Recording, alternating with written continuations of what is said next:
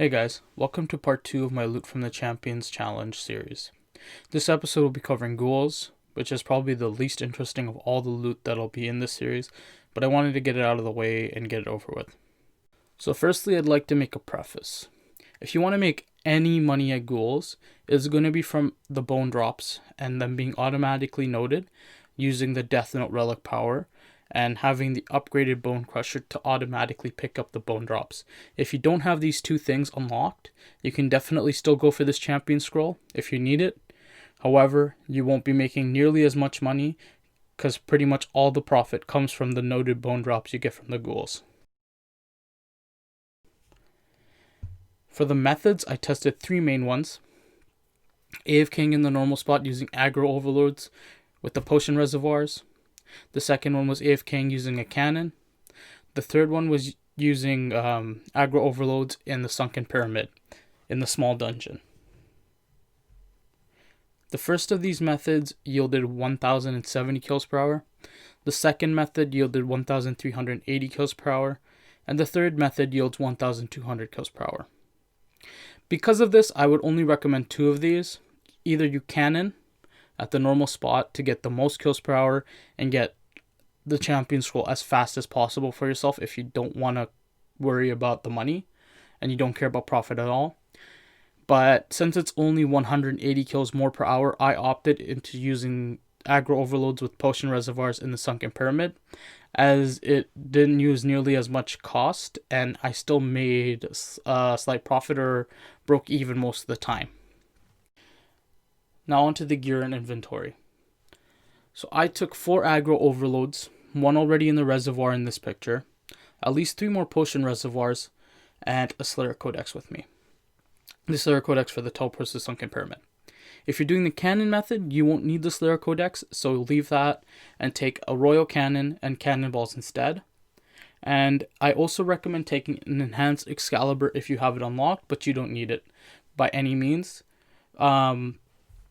For the equipment, you could really use anything that is tier 60 or higher, but I'd say using tier 70 or higher gear gives you enough defense to kill them more comfortably and not needing to heal as often.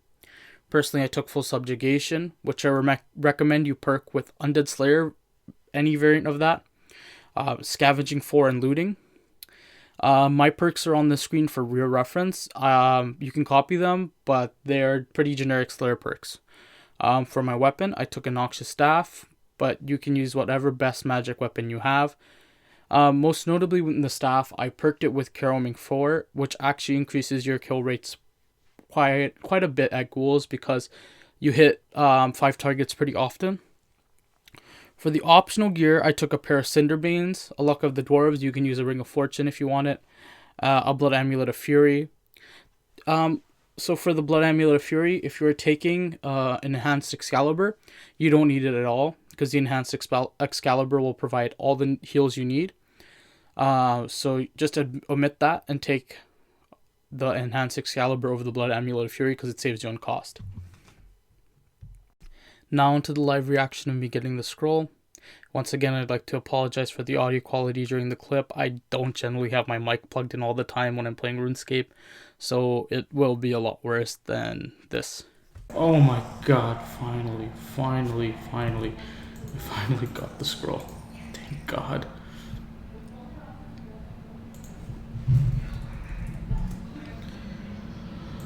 That took forever.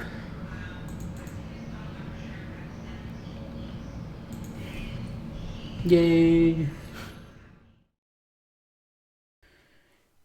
So the loot from ghouls is rather uninteresting, with them only having 3 drops, which are Law Talismans, Congealed Blood, and Bones. And as you can see from the price check, it comes out to 6.4 mil, with the vast majority of it coming from the bone drops. So without any further ado, let's jump into selling this and seeing how much we actually get from it.